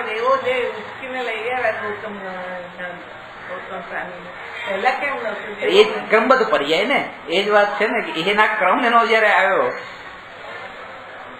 મહાવીર ભગવાને જયારે દીક્ષા લીધી હતી ત્યારે દીક્ષા કયા લક્ષ્ય લીધી હતી કે હું અત્યારે બસ મુનિ અવસ્થા અંગીકાર કરું, પછી હું તીર્થંકર થાઉં અને પછી હું 30 વર્ષ સુધી બધાને સમજાવું અને પછી હું મોક્ષે જાઉં, આવો કોઈ ભાવ હતો? દીક્ષા લીધી બસ જેટલું બને એટલું બસ જલ્દી આ સંસારથી છૂટીને મોક્ષ પામો, મુક્તિના લક્ષ્ય, મોક્ષના લક્ષ્ય દીક્ષા હતી, સંસારથી છૂટવાના લક્ષ્ય, આ પરિભ્રમણથી છૂટવાના લક્ષ્ય. તો પછી કેવળ જ્ઞાન થયા પછી તે 30 વર્ષ 42 થી 72 વર્ષ સુધી અહીંયા ઉપદેશ આપવા માટે શા માટે રહ્યા? કે ભગવાનનું પણ ક્રમબદ્ધ પર્યાયમાં નથી ચાલતું. ક્રમબદ્ધ પર્યાયમાં હજી 30 વર્ષનું સંસાર પરિભ્રમણ બાકી હતું, તો 30 વર્ષ અહીંયા રહેવું પડ્યું.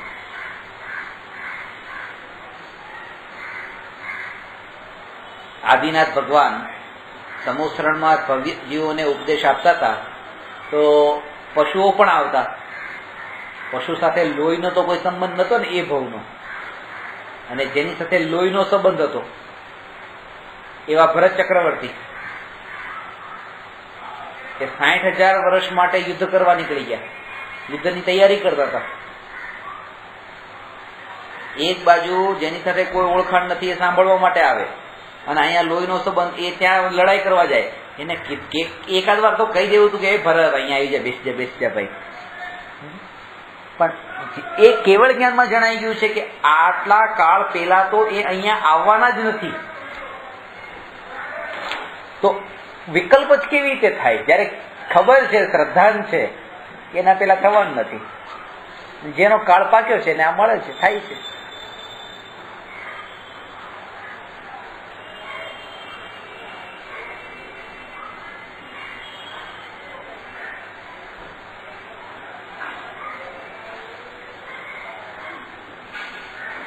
એના ક્રમબદ્ધ પર્યાયની શ્રદ્ધાથી જીવ નિશ્ચિંત થઈ જાય છે. એ મોટા ભાગની આકુળતા છે ને, આ કાર્ય ક્યારે થશે, વહેલું થશે કે મોડું થશે, નહીં થાય તો શું થશે, કોણ કરશે, કરશે કે નહીં કરે, આવા જાત જાતના જે વિકલ્પોની તરંગો આત્મામાં ઉઠે છે ને, સમ્યક દ્રષ્ટિને આવા વિકલ્પો શ્રદ્ધામાંથી નીકળી ગયા. એટલે કે હવે શ્રદ્ધાન થયું, ક્રમબદ્ધ પર્યાયની શ્રદ્ધા થઈ.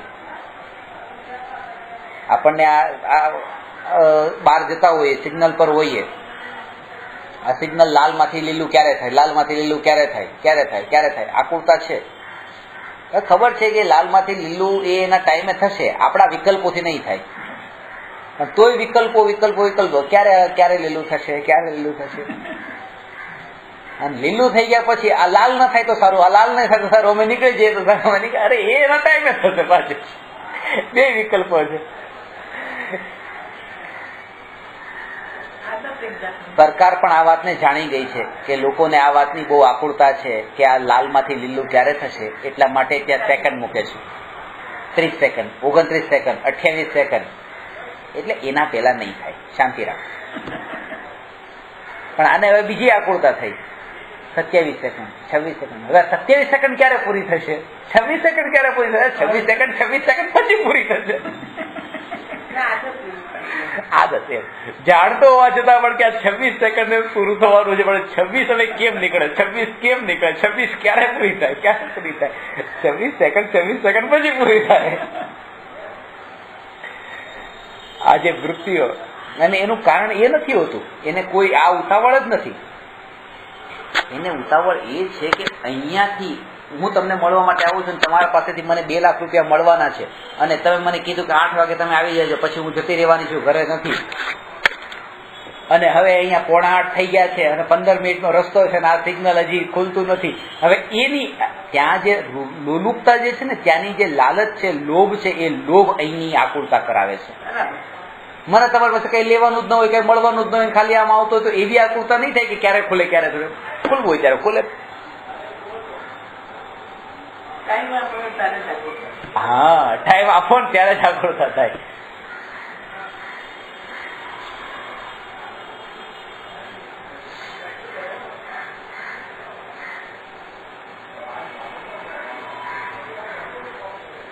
એટલે હું તો મારા બધા વિદ્યાર્થીઓ હું તમારી પાસે આવું ક્યારેય પણ તમને આવું, તમારે ક્યારેય ફોન નહીં કરવાનો કે સર તમે કેટલે પહોંચ્યા, ક્યાં પહોંચ્યા.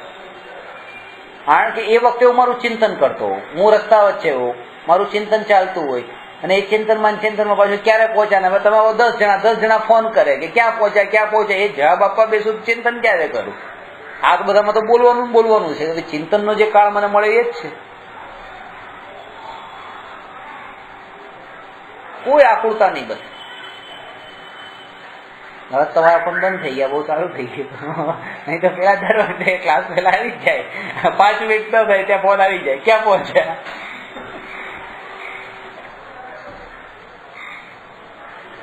કોઈ આકુળતા ત્યારે જ ઉત્પન્ન થાય જયારે ટાઈમમાં પાક્કો રાખ્યો હોય ને કે આ ટાઈમે જે ટાઈમ જોઈને બેસે એનું ભલું ન થાય. કારણ કે એ તો ટાઈમ જ ગણતો. સામાયિકમાં જ થતું હોય છે કે 8 વાગ્યા ને 8:48 સામાયિક પૂરું કરવાનું, 48 મિનિટનું સામાયિક લઈને બેઠા છે. વારંવાર ઘડિયાળ જોશે, આમ ઘડિયાળ સામે જ રાખી હોય. સામાયિક કરવા ત્યારે ઘડિયાળ રાખે જ નહીં.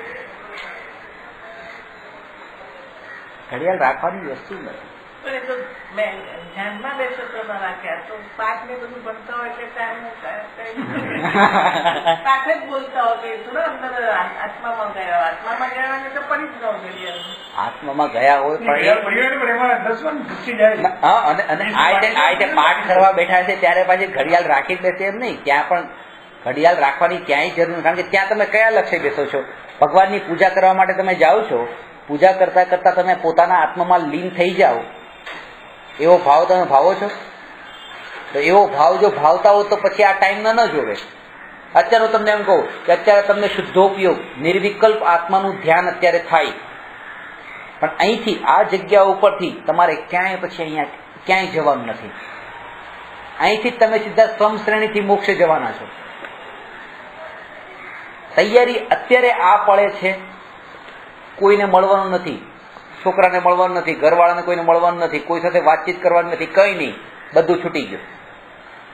બધું અહીંયા રહી જશે. તૈયારી કેટલી છે આ જીવની, કેટલો સંસારથી થાક્યો છે, કેટલો કંટાળ્યો છે, એની ખબર ત્યારે પડે.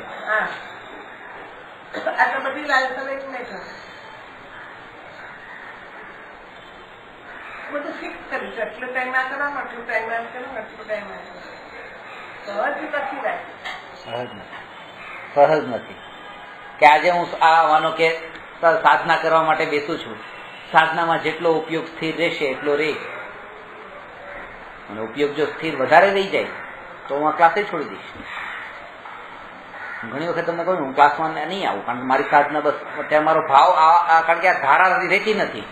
એક અમુક સમય જ એવો હોય કે આપણા ચિંતનની ધારા, આપણા પરિણામો એવા નિર્મળ ધારા રૂપે રહેતા હોય, એમાં પાછું આપણને રૂટીન નડી જાય કે ના હવે તો આ ટાઈમે આ કામ કરવાનું છે, છોડો. આ પરિણામ બીજી વાર નહીં આવે, આ ભાવ નહીં આવે. એ ભાવોની ધારા જે ચાલતી હોય ત્યારે એનો લાભ લઈ લો. એટલે તો જ્ઞાનીઓને ખાવા પીવાનું છૂટી જાય છે બધું. એટલે એ લોકો નિયમ જ ન હોય ને કે આ ટાઈમે આ ખાવાનું, આ સુધારે નથી તો નીકળે, મળે તો ભલે. અહીંયા તો 12નો ટકર થાય કે બપોરનું જમવાનું આવી જ જવું જોઈએ, સવારના નાસ્તો મળી જ જવો જોઈએ, સાંજનું જમવાનું થઈ જ જવું જોઈએ.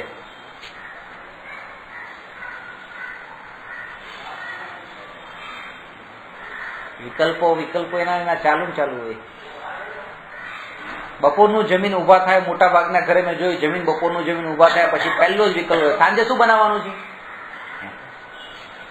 બપોરનું હજી પૂરું થયું છે, સાંજે શું બનાવવાનું છે. હા ફિક્સ કરીને છે.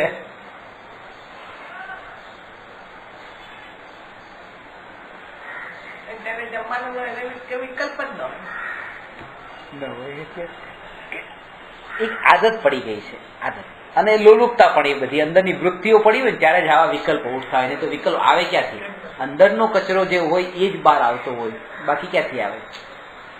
ખાવાનું તો છે પણ પાછી સિસ્ટમ બી રહેવી જોઈએ ને, વ્યવસ્થા રહેવી જોઈએ ને. એટલે ફિક્સ કરીને બેસે તો પછી એ પ્રમાણે સારું એ લોકોના ટાઈમે તૈયાર કરી. એટલે એની બધું વ્યવસ્થા તો એની વ્યવસ્થા જીવ એની વ્યવસ્થા જે એની અપેક્ષા હોય છે, આવી વ્યવસ્થા જોઈએ, આવી વ્યવસ્થા જોઈએ, એની કોઈ લિમિટ નથી. હા એટલે જ ને બધું વ્યવસ્થિત જોઈએ એને જ બધું આ લિમિટ ના રહેવું પડે.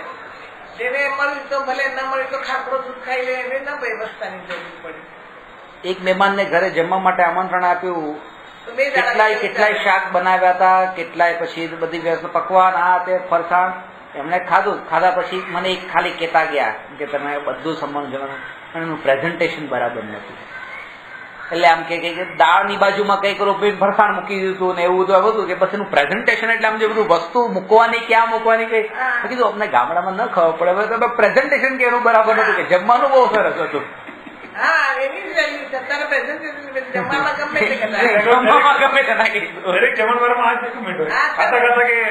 મીઠાઈ સારી છે સુધીમાં આજે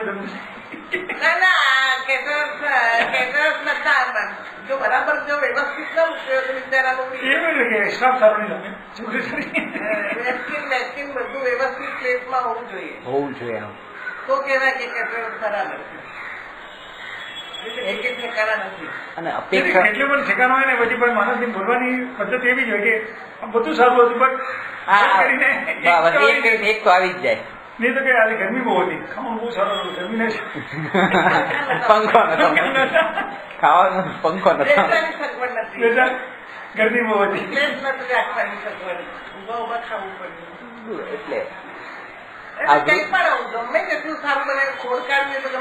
અને જે બનાવવા વાળા જે છે ને એને એ લક્ષ્ય બનાવ્યું કે આ ખાધા પછી પેલો વખાણ કરે પણ પેલો કરતો નથી. કારણ કે એનું પણ અત્યારે આ મોટા મોટા લગ્ન આ બધા શું વખાણ જ સાંભળવા માટે હોય છે ને. અરે આમના ઘરે આટલા બધાને બોલાવે છે બરાબર વ્યવસ્થિત તો બીજા 10 કોન્ટ્રાક્ટ આવી જાય ચાલે છે, બુકિંગ થઈ જાય ત્યાં જ. અમે હમણાં જ અમારે બધું ગેધરિંગ હતું, બધાને કેમ તો બધા અમુક અમુક જેને કરવું તે તારીખે જ વખતે બુકિંગ કરાવી દીધું ભવિષ્યની જાગરણી. ના હમણાં બધા લગ્ન થોડા છે ને જેને કરવું હતું એને બધા એ જ કે ના બહુ જ ફાઇન કર્યું છે તો એને બરાબર એટલે એને તો ધંધો થઈ ગયો. હા હા એટલે બે બાજુ અપેક્ષાઓ હોય છે. સાચી વાત છે.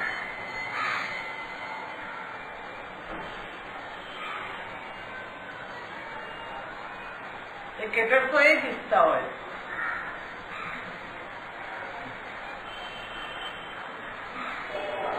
એક ભાઈ ત્યાં જમવાનું હતું તો મેં કીધું કે આવતીકાલ જમવાનું હતું કે શું બનાવશો? એ કઈ નહીં તો કે લિસ્ટમાં લખેલું તો કાલે કેલેન્ડર કાઢ્યું, કેલેન્ડરમાં બધા 30 દિવસનું લખેલું. એ એમ પહેલી તારીખે નક્કી કરી નાખીએ કે આવતીકાલનાનું જે લખેલું હશે એ બનશે, કે તમારા માટે કઈ નવું તો બનવાનું નથી. ખાધું નથી 30 દિવસનું અત્યારે કઈ પણ બધા ભાવ ને વિકલ્પ આની મેનેજમેન્ટ કે જતી રહી પોતાની પરિણતિ પરિણામોની. એટલે જ્ઞાની દરેકે દરેક ભવિષ્યની ક્રિયાને ઉદય પર છોડે છે, બહુ વિકલ્પોની ઝાડમાં બહુ નથી થતા.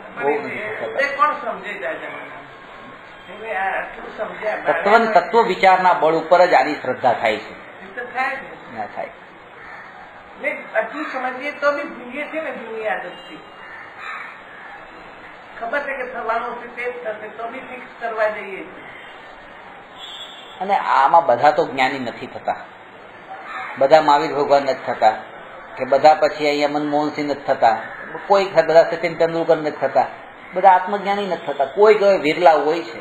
એટલે આપણે ક્યાં શોધખોળ નથી કરવાની, બસ પોતાનામાં પુરુષાર્થ કરવાનો છે બસ. બીજા દુનિયાને અવિરોધી આપણો ધર્મ છે તો બીજા બધા ક્યાં સુધારવું? સારો ટાઈમ જ ખતમ થઈ ગયો.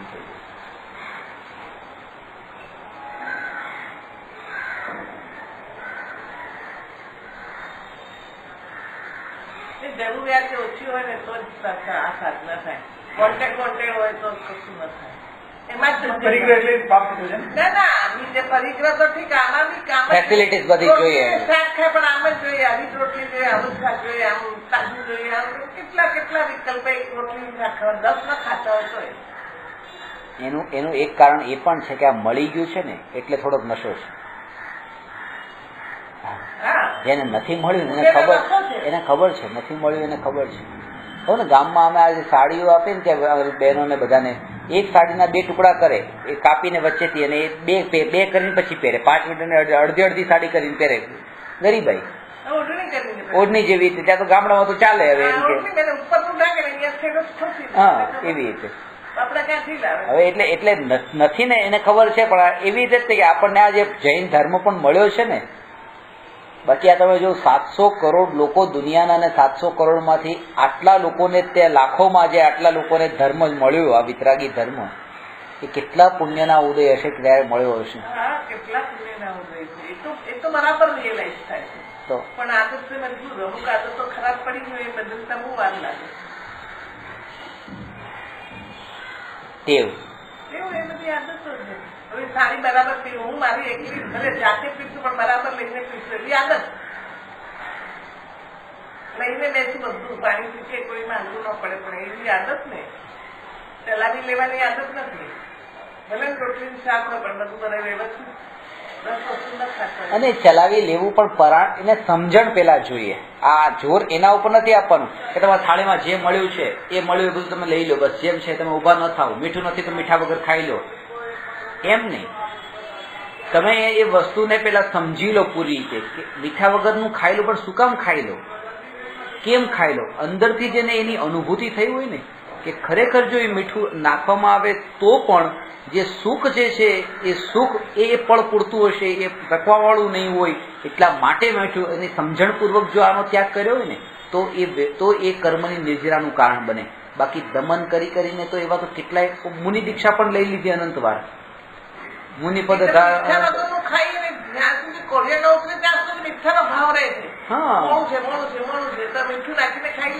હા, વિકલ્પો એના ન રહે છે. ન ખાધું હોય ત્યારે નથી ખાધું એના વિકલ્પો બધા રહે છે. એટલે એ વખતે એની જાગૃતિ રહેવી જોઈએ કે જે આ વિકલ્પો આત્મામાં ઉત્પન્ન થાય છે એ વિકલ્પોના કાળે પણ આત્માનો જે શુદ્ધ સ્વભાવ છે, બસ એ તો એને તો કોઈ આચ આવી નથી. એ તો જેવો છે એવો ને એવો છે, અને હું એ જ છું. હું શુદ્ધ સ્વરૂપી છું. પોતાને અશુદ્ધ અને પાપી પામર માનીને ક્યારેય પણ શુદ્ધ અને પરમાત્મા સ્વરૂપ ન થઈ શકાય. પર્યાયમાં કે હું બહુ પામર છું, હું પાપી છું, હું બહુ નીચ છું, હીન છું, એવું જો કોઈ માને તો એ ક્યારેય ભગવાન ન બની શકે. પોતાને પરિપૂર્ણ માને. બે વાત, દ્રવ્ય સ્વભાવથી હું પરિપૂર્ણ છું અને પર્યાયમાં હું અધૂરો છું.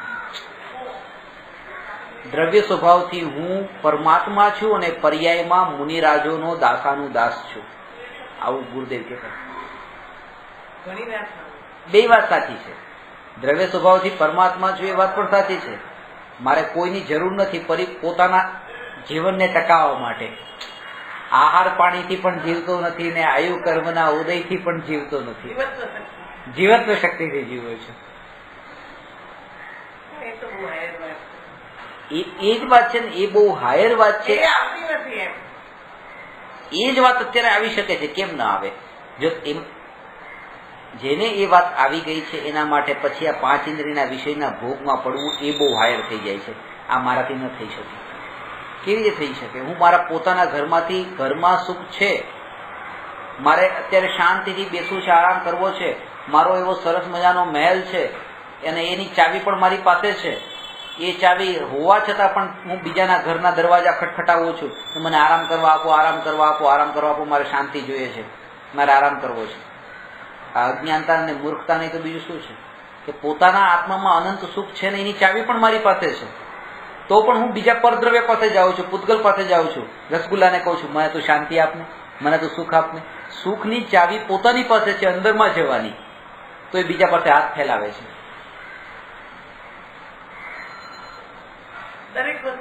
એ પરાધીનતા નથી લાગતી. આજે મારે તમારી પાસે હાથ ફેલાવવો પડે તેમ લાગે, અરે આમની પાસે ક્યાં મારે હાથ ફેલાવવો પડે, મારે આમની પાસે ક્યાં કઈ માંગવું પડ્યું. પણ જો આ વસ્તુ પાસેથી હું એમ કહું ને કે આ વસ્તુ મને સુખ આપે, એમાં મને લાગતું નથી કે મેં કઈ માંગ્યું કોઈની પાસે, પર પાસે હાથ ફેલાવ્યો, પર ઉપર આધીન થયો, એવું નથી લાગતું. એવું જેને લાગે એ પછી એનો પણ ગુલામ નહીં બને, કોઈ પૂતગલનો ગુલામ નહીં બને. આ પૂતગલની ગુલામી છે, આપણે પરની ગુલામી છે. આ જોઈએ જ મારે, આ જોઈએ જ એવી એક ગુલામી છે. એ જો શ્રદ્ધામાં બેસે તો પછી છોડવું બહુ અઘરું નથી. પછી આના વગર મારે ન ચાલે. પછી એક શ્રદ્ધામાં આવી ગયું કે એના વગર પણ મારું ચાલે તો એને છોડવું અઘરું નથી. પછી હું અહીંથી નીકળી ગયો ને અહીંયા પડ્યું હોય તો ફરક નહીં પડે. શ્રદ્ધામાંથી નીકળી ગયું છે એટલે ચારિત્રમાંથી છૂટવું એટલું અઘરું નથી. દર્શન મોહ જેનો છૂટ્યો છે એનો ચારિત્ર મોહ છૂટવાનો છે.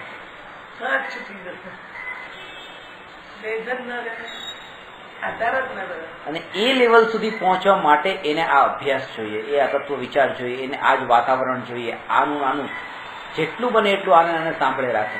એટલે હું તો કહું કે તમે જ્યારે ઘરે પણ બેઠા હો, ઓફિસે હો, દુકાન પર હો, કંઈ પણ કામ કરતા હો, બસ આ કેસેટ ચાલુ રાખો, ટેપ મૂકી દો, આને ચાલુ રાખો. રસોઈ બનાવો છો ત્યાં પણ તમે આ ચાલુ રાખો. બસ હું આત્મા છું, આ બધું અનિત્ય છે, આ બધું ક્ષણિક છે.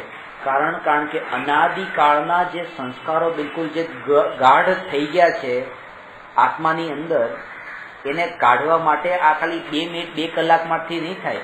એના માટે વારંવાર ચિંતન કરીને એ સંસ્કારો એને પાતળા પેલા પાડવાના છે, મોળા પાડવાના છે.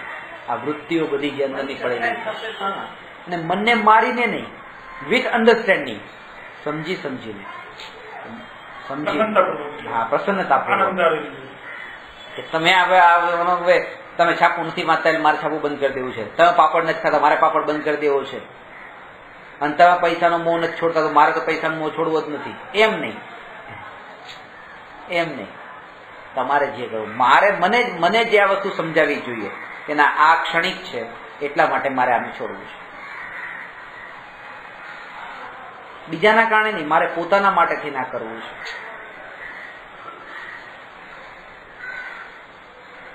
એટલે જ્ઞાની એ ટોળાની વચ્ચે પણ હોય તો એને ત્યાં એકલાપણાનો જ અનુભવ થતો હોય. કારણ કે આ પ્રતીતિમાં જે આવ્યું ને, અત્યારે હું આ 3 વ્યક્તિ સાથે બેઠો છું એમ નહીં, હું ટોળામાં પણ છું. 3 હોય કે 300 હોય કે 3000 હોય, એટલા હોય, હું એકલો જ છું. દરેક સમયે પોતાના એકપણાનો જ અનુભવ હોય છે કે આ બધાથી જુદો છું. જેમ અહીંયા બીજા કેટલા પદાર્થો બધા પડ્યા છે, એ જેમ છે તેમ છે, પણ એનાથી મને શું, એવી રીતે આ પણ જે છે એનાથી મને શું, એ દ્રષ્ટિમાં રાખીને જ પોતાની નિત્યતાની અનુભૂતિ.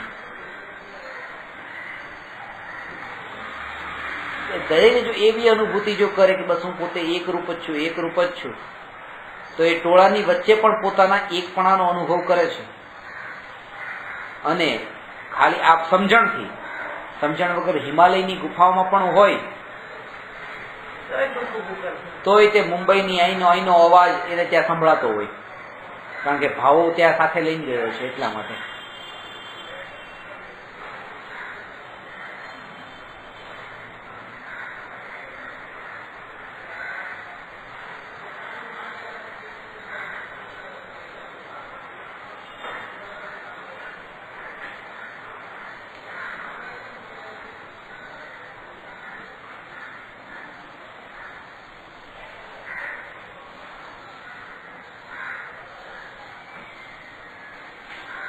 ક્રમબદ્ધ પર્યાયની શ્રદ્ધાનું બીજું નામ છે જ્ઞાયક ઉપર દ્રષ્ટિ ધરી.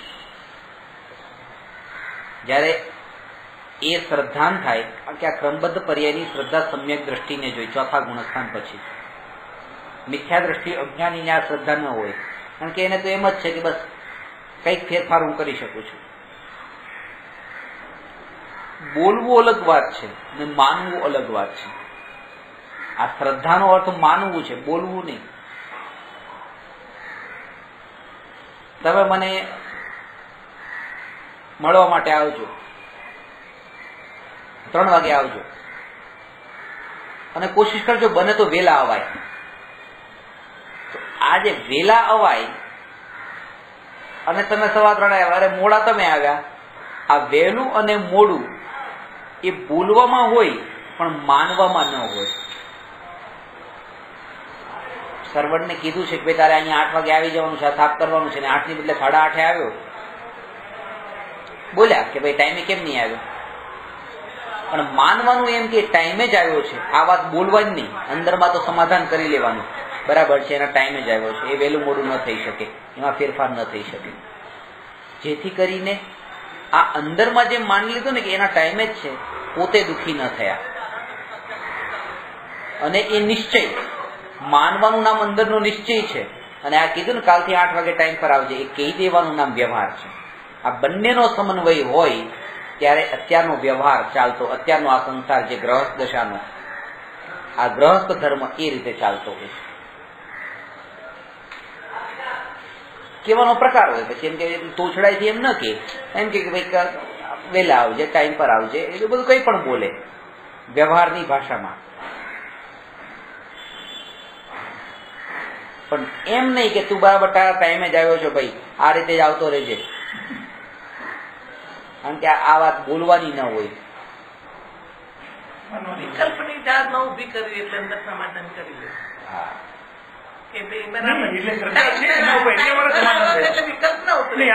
એટલે સમાધાન થઈ ગયું છે. વ્યવહાર તો કરો, વ્યવહારની ભૂમિકામાં હોય ત્યારે વ્યવહાર કરે.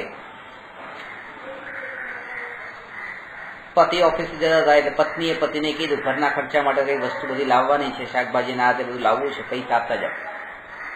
એટલે હસબન્ડે કીધું તારો ક્રમબદ્ધ પર્યાયમાં તારી યોગ્યતા અત્યારે નથી, તને નહીં મળે જા પૈસા, તારો કાળ નથી પાક્યો. આ બોલવાનું ન હોય. અત્યારે એની પાસે ન હોય તો પણ એ ન બોલવું જોઈએ કે તારો કાળ નથી પાક્યો. અને એને બચાવ કરી લીધો, પોતે ધર્મી પણ બની ગયો. આપવા નથી, ધર્મી બની ગયો. જો અમે ધર્મની કેવી શ્રદ્ધા છે, તારો કાળ નથી પાક્યો, પ્રેક્ટિકલમાં અમે અપનાવી લીધું. આ બોલવાનું માયા થઈ ગઈ.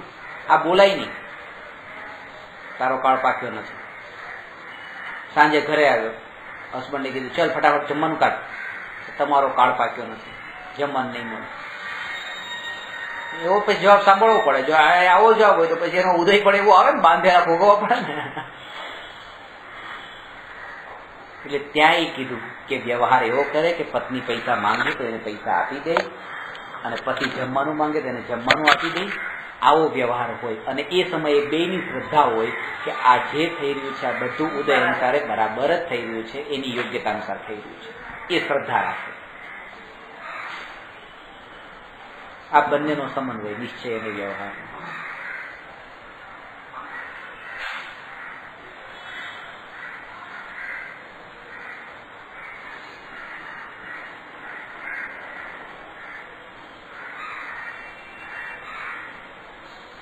એટલે એ વાત કીધી કે જે ક્રમબદ્ધ પર્યાયમાં આ પછી આ ઘટના ઘટવાની છે, આ ક્રમથી નક્કી છે. આપણે આ મૂવી જોઈ રહ્યા છીએ એમ સમજવાનું. મૂવી બતાવી, આ બધું જે દેખાઈ રહ્યું છે આ મૂવી જોઈ રહ્યા છે. જેમ જેમ સમય જાય છે આ બધા દ્રશ્યો આપણને દેખાય છે. આ લાઈવ મૂવી છે, ટેલિકાસ્ટ એનો સીધે સીધો નજર નહીં થાય, આ બધું જોઈ રહ્યા છે. જેની જેટલી દ્રષ્ટિ પહોંચે છે એટલું જોવે છે.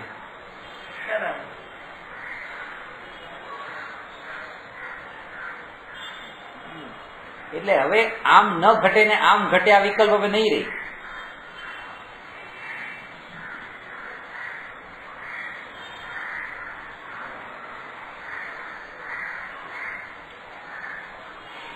ડિસેમ્બર ની રાત હોય, 12 વાગ્યા સુધી બધા જાગે. 9 વર્ષ ચાલુ થવા, 9 વર્ષ ચાલુ, 9 વર્ષ ચાલુ થવા. આપણને તો ખબર હું 8-9 વાગે એટલે મારો જે ટાઈમ હોય તો ઊંઘી ગયા. પણ હવે એ કે 12 વાગ્યા સુધી જો હું જાગું તો જ એ પછી 35 તો 9 વર્ષ ચાલુ થાય એવું છે. ઊંઘી જાવ તો ઊંઘમાં એ તો થવાનું તો ક્રમબદ્ધ પર્યાયનો અર્થ જ છે કે તમે ઊંઘી જાઓ, એ થવાનું જ છે એના ટાઈમે. અને આ જાગીને 9 વર્ષ લાવતો હોય, જૂના વર્ષને મોકલતો હોય, એવા ટેન્શનમાં 31 રાત છે તો જાગવું પડશે ને એમ.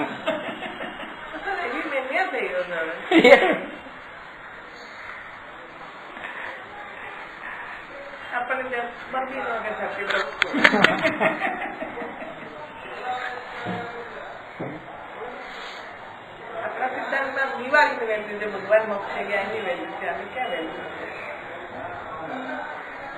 આ દિવાળી રાત જાગીએ એટલે ભગવાનનું દોષોની કેવલ્યાને મારી સ્વામી મોક્ષે બધા માળા ગણીએ એ દિવસે જાગીએ. એ પોતાના માટે પાછું કે આ દિવસ પલટાવા માટે પર્યાય જે છે, પર્યાય ક્રમથી પલટાય છે પોતા માટે. અને ધર્મ અધ્યાત્મમાં એ આજે મારો 31 માં 12 વાગ્યા સુધી જાગીને તમે માનો પૂજા ભક્તિ સ્વાધ્યાય કઈ પણ તમે કરતા હો, તમે શેમ્પેન નહીં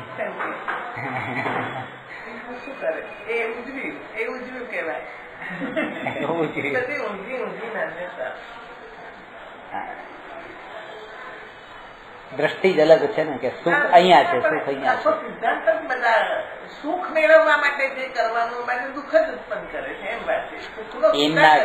એ જ વાત બને કે એમના જ્ઞાન ઉપર કર્મના આવરણ એવા પાટા બંધાઈ ગયા છે, અજ્ઞાનતા છે, અજ્ઞાનતાથી એ કરી રહ્યા છે, અણસમજ છે, કરુણાને પાત્ર છે બધા જ જીવો જે આ કરી રહ્યા છે. એને કરવું નથી પણ એની દ્રષ્ટિ જેવા પ્રકારની છે કે કરાવે છે. એને દ્રષ્ટિ એ ફેશન પણ એને એ બધું એને ફેશન એવો આ ફેશન કહેવાય એવું પણ એને વિકલ્પ એના ઉભા થાય. આવો વિકલ્પ કોણે કરાવ્યો કે આને ફેશન કહેવાય? એની અજ્ઞાનતા એ આ વિકલ્પ ઉત્પન્ન કરાયો કે આ ફેશન કહેવાય. અજ્ઞાનતાથી જ કરી રહ્યા છે. અને એવું નથી કે એને પછી રાઈટ ડાયરેક્શન ન મળતું હોય. ઘરમાં તે ધર્મનું વાતાવરણ હોય તો પણ પોતે પછી આવા, કારણ કે એ પાછી એની પર્યાય ક્રમબદ્ધ યોગ્યતા એની. બાપ સંસ્કારી હોય દીકરામાં એવા સંસ્કાર ન આવે. બાપ હા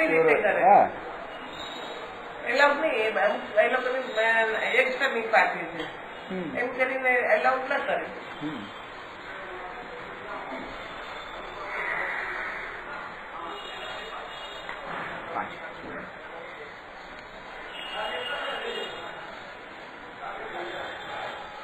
એટલે આનો સાર શું છે કે ક્રમબદ્ધ પર્યાયમાં જે પર્યાય ક્રમથી બંધાયેલી છે આ વાતની જ્ઞાનીને શ્રદ્ધા હોય છે ને એ શ્રદ્ધાના બળ પર કોઈ પણ ઘટનાનો સહજ સ્વીકાર કરી લે છે. ફેરફાર કરવા વાળી વૃત્તિ ઉત્પન્ન થતી નથી. એ વૃત્તિ ઉત્પન્ન થતી નથી એટલા માટે ત્યારે પૂરો ટાઈમ મળી રહી છે અને એ ટાઈમમાં પછી પોતાના આત્માના સ્વરૂપનો વિચાર કરે છે. એ ક્ષણનો વિચાર કરીને પોતાના અનાદિ અનંત, એક બાજુ એક ક્ષણની અવસ્થા છે, બીજી બાજુ અનાદિ અનંત આત્મા છે, ક્ષણિકમાં અટકીને અનાદિ અનંતને ભૂલતા નથી એ વાતની જાગૃતિ રાખે છે, જેના બળ પર પોતાને અનુભવે છે. એ વાત આજે આપણે કરી વિશેષ આપણે નમો અરહંતાણમ નમો સિદ્ધાણમ નમો આયરિયાણમ નમો ઉવજ્જાયાણમ નમો લોએ સવસા